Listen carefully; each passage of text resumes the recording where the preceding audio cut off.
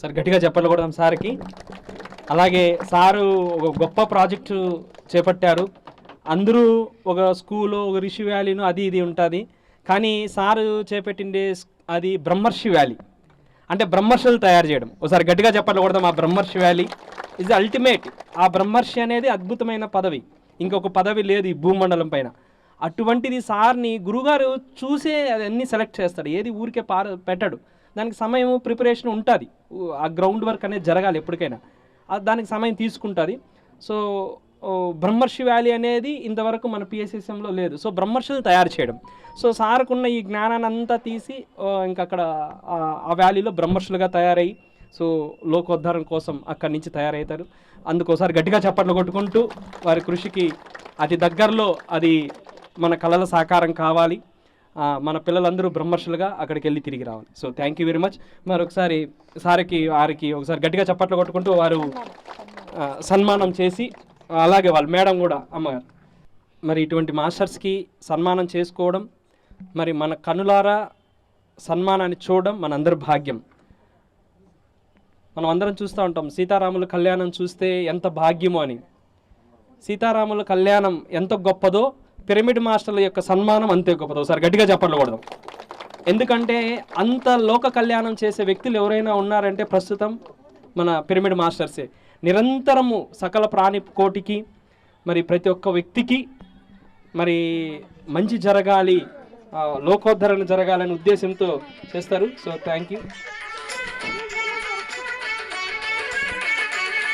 గట్టిగా చెప్పండి, కొడదాం, కొడుతూనే ఉండాలి.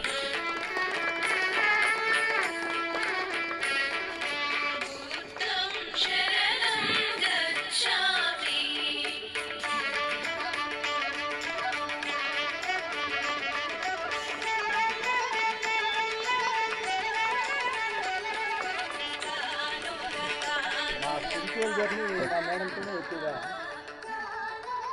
ఎక్కడికి వెళ్ళినా, ఏ క్లాసెస్కి వెళ్ళినా ఫుల్గా కోఆపరేట్ చేస్తుంది. అంటే మన సార్ పత్రిజీ చెప్పినట్టు స్త్రీ శక్తి చాలా గొప్పది. మేడంకి ఒకసారి గట్టిగా చెప్పాలి. యాక్చువల్గా ఈ సన్మానం అంతా మేడంకే. Thank you sir. Thank you very much sir. మరి ఈ కార్యక్రమానికి మరి హిమాలయ యోగులు,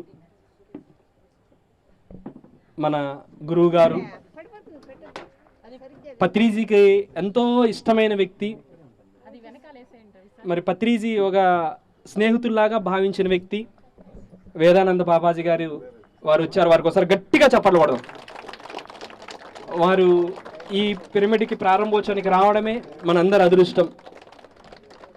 వారు ఎంత గొప్ప మాస్టర్ అంటే, నేను 2 సార్లు వెళ్ళాను ద్వారాహాట్కి. అక్కడ వాళ్ళ ఆశ్రమం ఉంది. అక్కడ ఎంతమంది మన తెలుగు వాళ్ళు ఎవరు వెళ్ళినా చక్కగా అక్కడ భోజన ఏర్పాట్లు.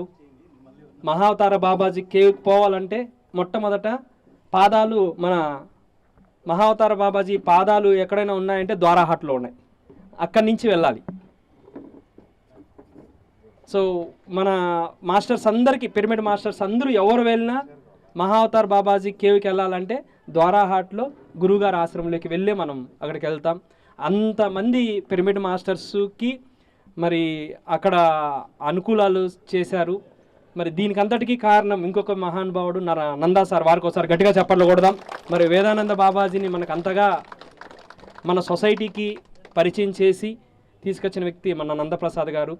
మరి వేదానంద బాబాజీ గారు నర్మదా పరిక్రమ 8 సార్లు చేశారు. అలాగే కైలాష్ పర్వతానికి 12 సార్లు పోయి ఇచ్చారు. మరి వారి యొక్క శక్తి అనంతం. అటువంటి గొప్ప మహనీయుడు కాబట్టి మనకి పత్రిసారు నిన్ననే చెప్పాడు బాబాజీ, నాయనా నీతో పని ఉంది అని చెప్పాడంట పత్రిసారు. పిరమిడ్స్ నువ్వు చాలా ఓపెనింగ్ చేయాలి అని భవిష్యత్తులో అని. తనకు తెలియకుండానే మరి ఆ గురుగారు ఆ రోజు చెప్పిన మాట ఈరోజు నేను ఇలా పూర్తి చేయాల్సి వస్తుంది. మరి ఆ భాగ్యం నాకు అని చెప్పి నిన్న బాబాజీ గారు అన్నారు. వారికి మరొకసారి ధన్యవాదాలు తెలుపుకుంటూ, మరి ఈ కార్యక్రమానికి మరి ఎంతోమంది మహనీయులు వచ్చారు.